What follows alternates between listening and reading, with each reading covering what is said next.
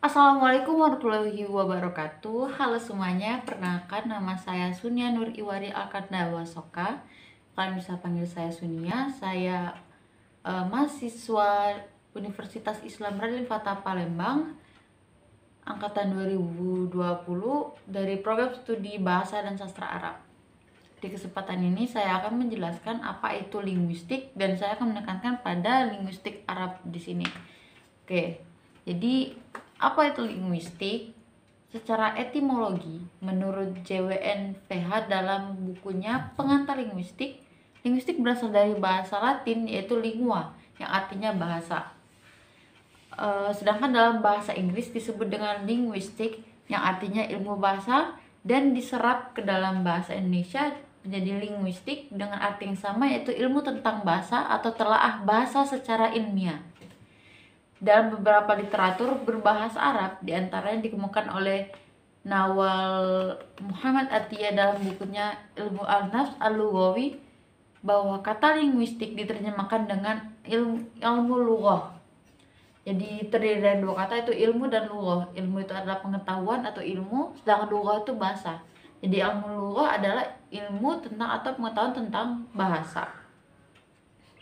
Dari etimologi tersebut kita bisa menyimpulkan bahwasannya baik dari bahasa Inggris, bahasa Arab ataupun bahasa Indonesia, ilmu linguistik adalah ilmu yang mengkaji tentang bahasa, yang menjadikan bahasa sebagai objek kajiannya. Jadi tidak ada perbedaan. Namun sistemnya di setiap bahasa itu berbeda-beda. Lalu secara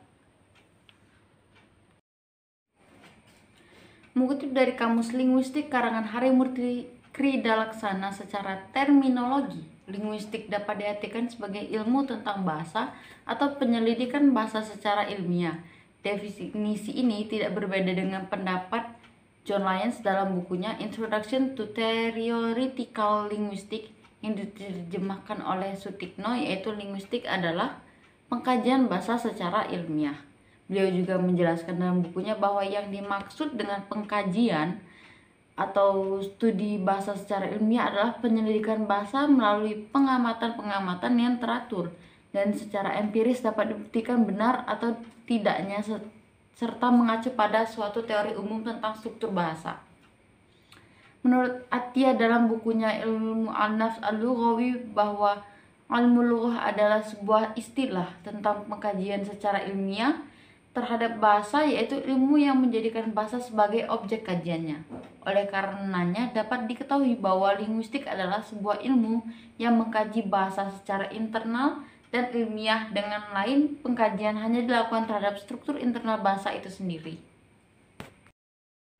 Lalu apa sih bahasa?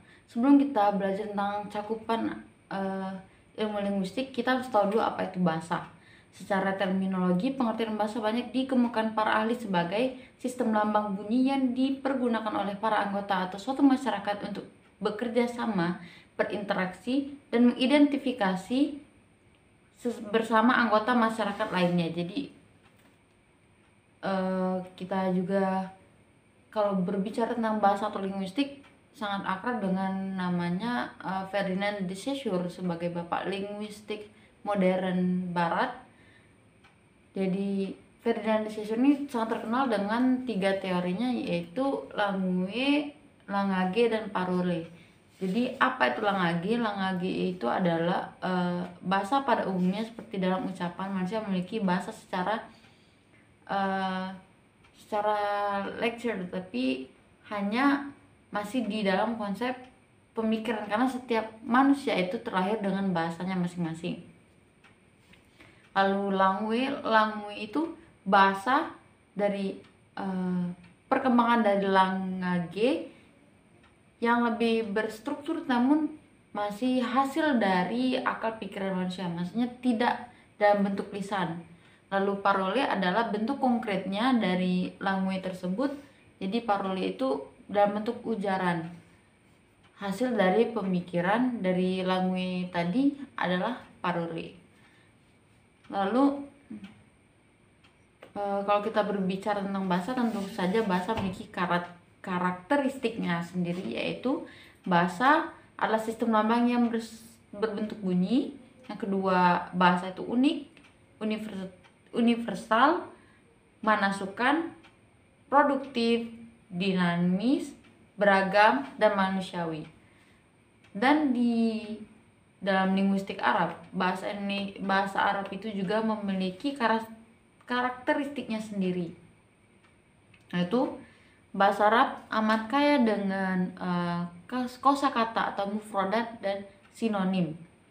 Bahasa Arab juga memiliki banyak bentuk, dan bahasa Arab memiliki wazan atau pola-pola tertentu untuk isim dan fi'ilnya, untuk kata kerja dan kata bendanya atau nominanya. Dan penggunaan huruf jar yang membuat ungkapan-ungkapan Arab menjadi jelas dan ringkas padat. Yang keempat, bahasa Arab memiliki ajek atau teratur dan tanpa banyak pengecualian. Adanya sistem yaitu perubahan bunyi atau bentuk akhir suatu kata tergantung pada fungsi dalam kalimatnya. Jadi kajian linguistik itu cakupannya terbagi menjadi 2 garis besar, yaitu makrolinguistik dan mikrolinguistik. Jadi makrolinguistik itu kajian bahasa yang mempelajari hubungan bahasa dengan kehidupan sosial manusia. Sedangkan mikrolinguistik itu adalah kajian bahasa yang mempelajari bahasa itu berasal dari struktur internal bahasa itu sendiri. Dan di sini saya akan menjelaskan tentang mikrolinguistik. Yang pertama itu fonologi. Dalam bahasa disebut dengan ilmu aswad. Apa itu fonologi? Secara bahasa, menurut KBBI, fonologi itu adalah bidang ilmu linguistik yang menyelidiki bunyi-bunyi bahasa menurut fungsinya. Jadi yang dikaji dalam fonologi itu adalah fonem. Lalu apa itu fonem? Berdasarkan definisi, fonem menurut Goris Keraf dalam Rahlina Muskar serta Verhaar dapat kita simpulkan fonem adalah kesatuan bunyi yang terkecil dalam sistem bunyi-bunyi bahasa yang dapat berfungsi dalam membedakan makna. Sementara fon adalah bunyi-bunyi bahasa yang tidak mempersoalkan fungsinya dalam membedakan makna, atau bagian terkecilnya itu adalah font. Contoh dari font itu adalah A, B, C, D, E, F, G. Kalau dalam bahasa Arab itu alif, ba, ta, sa, ja, ha, ho, dan sebagainya. Jadi dalam ilmu fonem itu terbagi menjadi 2, yaitu identifikasi fonem, yang artinya upaya atau proses untuk mengetahui sebuah bunyi termasuk fonem atau tidak. Dalam bahasa Arab ada namanya to dengan ta, yang contohnya itu fataro dengan fatoro, artinya berbeda. Kalau fataro itu artinya hangat kuku, sedangkan fatoro artinya menciptakan.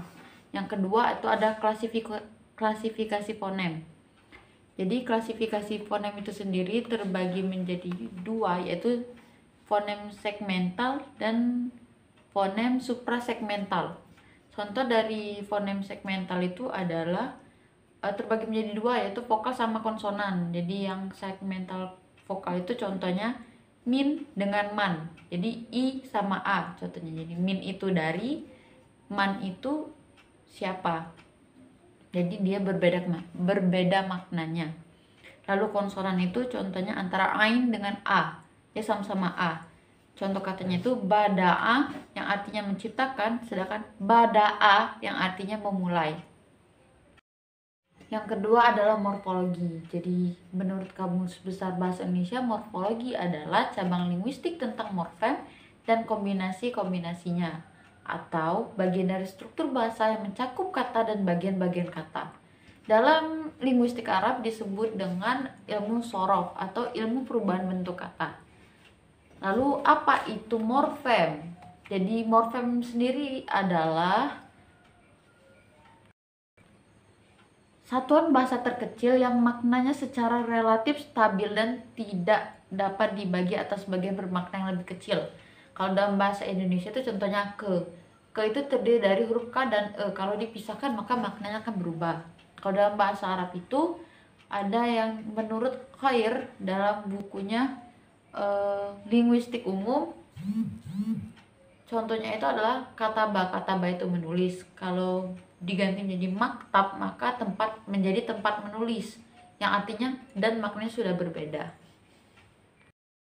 Tadi kan sudah saya singgung bahwasannya satuan terkecil dari kajian morfologi itu adalah morfem. Jadi gabungan dari morfem-morfem akan membentuk yang namanya kata. Ada yang namanya morfem tunggal dan ada juga morfem gabungan. Contoh morfem tunggal itu seperti pensil. Kalau gabungan itu contohnya terbagi, yaitu gabungan dari kata dari morfem dan bagi menjadi kata terbagi. Lalu dalam bahasa Arab, kata itu disebut dengan kalimah dan gabungan dari kalimah itu adalah jumlah, atau dalam bahasa Indonesia disebut kalimat. Nah, kata sendiri diklasifikasikan dalam bahasa Arab itu terbagi menjadi 3, yaitu fi'il atau kata kerja, yang kedua isim, dan yang ketiga adalah huruf. Apa itu isim? Isim itu adalah kata benda, yang kedua itu atau kata sifat, dan yang kedua fi'il itu kata kerja, dan huruf itu kata yang bermakna setelah disandingkan dengan kata lain, yang artinya maknanya itu bisa berubah-ubah. Di dalam buku linguistik umum karangan Abdul Khair dijelaskan bahwasanya proses morfologi itu terbagi menjadi beberapa bagian. Yang pertama itu afiksasi atau imbuhan. Contohnya dalam bahasa Indonesia itu ditambah ber, meng, kan, dan segala macam itu bisa di awal, di tengah, ataupun di akhir. Kalau dalam bahasa Arab disebut yang pertama itu ada prefix, yaitu penambahan di awal kata. Contohnya asal katanya itu fa'ala ditambah alif menjadi af'ala. Yang kedua itu infix, yaitu sisipan atau di tengah. Contohnya itu dari kata fa'ala lagi, yaitu fa'ala, jadi ada penambahan huruf alif di tengahnya. Dan yang ketiga itu adalah sufiks, yaitu penambahan pada akhir kalimat, akhir kata ya, akhir kalimat. Contohnya itu fa'ala kita tambah muslim, ditambahkan waw dan nun menjadi muslimun. Artinya kata itu jamak dari muslim. Yang kedua adalah konfiks, yaitu gabungan antara prefix dan sufiks. Jadi ada penambahan di awal dan akhir kata. Contohnya itu yaf'alun, yaitu penambahan huruf ya dan waw nun di akhir kata. Kalau dalam bahasa Indonesia yang kedua itu ada namanya reduplikasi atau pengulangan. Nah, ini berbeda antara bahasa Indonesia dengan bahasa Arab. Kalau bahasa Indonesia itu bisa bermakna jamak atau ganda bendanya. Misalnya kupu-kupu, berarti benda itu satu kan, tapi ada juga yang berulang-ulang, berarti melakukan sesuatu lebih dari satu kali, berulang-ulang. Lalu kalau dalam bahasa Arab itu kata reduplikasi itu menegaskan kata, jadi bukan jamak, bukan menegaskan jumlahnya, tapi menegaskan makna dari kata tersebut. Contohnya ja'a aibah, itu contohnya. Yang kedua ada komposisi. Jadi komposisi ini penggabungan morfem-morfem sehingga terbentuklah morfem baru dengan makna yang baru. Contohnya itu kalau dalam bahasa Indonesia rumah sakit, ada rumah dan sakit, jadi rumah sakit menjadi satu tempat, yaitu tempat orang berobat gitu kan. Nah, kalau dalam bahasa Arab itu contohnya itu baitullah, yaitu rumah Allah. Lalu yang keempat adalah modifikasi internal. Apa itu modifikasi internal? Yaitu dengan penambahan unsur-unsur yang biasanya berupa huruf vokal ke dalam morfem yang berkerangka tetap. Contohnya nun, sod, ro. Kalau ditambahkan vokal menjadi nasoro atau nausiru. Jadi bisa dibaca dia. Lalu yang kelima itu ada pemendekan kata atau al-nahad, dan yang keenam itu morfofonemik. Ya, biasa dalam bahasa Arab itu hanya ada perubahan dalam penyebutan biasanya, bukan dalam penulisan, yaitu biasanya karena ditambah alif lam, jadi bisa kata setelah alif lam itu dibaca mati atau alif lamnya dibaca mati atau dihilangkan. Contohnya itu dalam alif lam qamariyah dan alif lam syamsiyah. Saya akan menyinggung sedikit di dalam ilmu shorof itu ada yang namanya fi'al. Perubahan fi'il itu jenis fi'il yang berubah tergantung pada waktunya. Contohnya itu fi'il madi, fi'il mudhari, sama fi'il amr. Kalau fi'il madi itu ya kata kerja bentuk lampau, mudhari itu kata kerja bentuk sekarang, dan kalau amr itu kata perintah. Jadi harus dikerjakan sekarang. Isim juga dia punya banyak macam, yaitu isim berdasarkan jenisnya itu ada dua, muzakkar dan muannas, ada yang laki-laki dan perempuan. Tanda yang pembedanya itu kalau pada isim yang muannas itu ada tak marbuto pada akhir kalimat, dan ada juga isim yang berdasarkan bilangannya atau jumlahnya. Yang pertama itu ada yang mufrad tunggal, yang kedua musanna, ada juga tasniyah atau jamak. Jadi contoh yang mufrad itu misalnya muslim, muslimun, muslim itu tunggal, muslimani itu dua, dan jamak itu muslimuna, artinya muslim para kaum muslim gitu. Tapi takutnya kalau saya bahas nanti takutnya kepanjangan. Kalau kalian mau nanti saya bahas di next video insyaallah. Terus ada juga domir. Pokoknya kalau belajar tentang shorof itu panjang jalannya. Jadi ada juga domir. Kalau udah domir kita nanti belajar tentang wazannya. Jadi banyak rentetannya kalau ilmu shorof. Terus ada huruf itu ada huruf jar, huruf ilat. Nanti di ilat itu ada mitsal, ajwaf, nakif, lafif, dan sebagainya. Dan yang terakhir adalah sintaksis.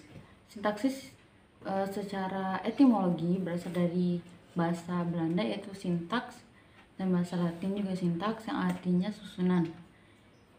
Dan secara terminologi, sintaksis dapat didefinisikan sebagai cabang dari ilmu linguistik yang mempelajari hubungan kata atau kelompok kata dalam kalimat. Kalau di fonologi kita belajar tentang kata itu huruf, lalu di morfologi kita belajar tentang susunan kata, dan di sintaksis ini kita belajar tentang menyusun kata menjadi kalimat. Kalimat atau wacana. Dalam ilmu lughah, sintaksis ini disebut dengan ilmu nahwu. Jadi dalam sintaksis itu ada yang namanya frasa, klausa, kalimat, dan wacana. Dalam bahasa Arab, frasa itu ada tiga ya, idhofa yaitu mudhof dan mudhofun ilaihi, yaitu dua kata dijadikan satu karena kata utamanya itu disandarkan dengan kata penjelas. Yang kedua itu ada tarkib wasfi yaitu na'at dan man'ut, yaitu kata yang ditambah dengan yang. Dan yang terakhir ada na'at jumlah atau keterangan. Yang kedua adalah kalimat, dalam bahasa Arab disebut dengan jumlah. Jumlah itu terbagi menjadi beberapa bagian. Yang pertama itu jumlah tunggal, yaitu satu klausa terdiri atas setidaknya predikat dan subjek atau objek plus keterangan. Contohnya itu Muhammad tolibah fi madrasati. Jadi Muhammad adalah siswa dari madrasah, sekolah tersebut. Lalu berdasarkan posisi ada jumlatul awal dan jumlatul ismiyah dan jumlatul fi'liyah. Jadi jumlatul ismiyah itu kalimat yang diawali dengan kata benda atau kata sifat. Contohnya itu hazal madrasatu kabiro. Jadi yang terakhir itu ada jumlah atau kalimat. Jadi jumlah itu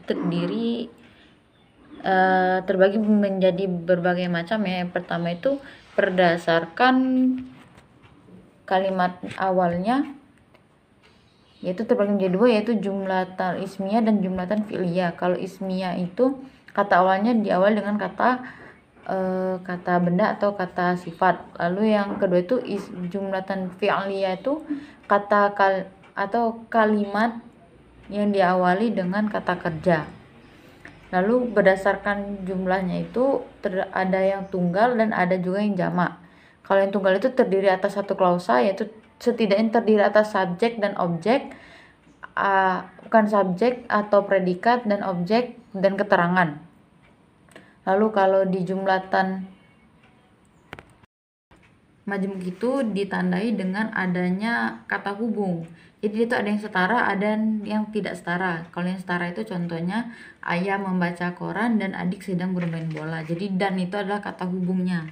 Klausanya itu ayah membaca koran, klausa keduanya itu adik bermain bola.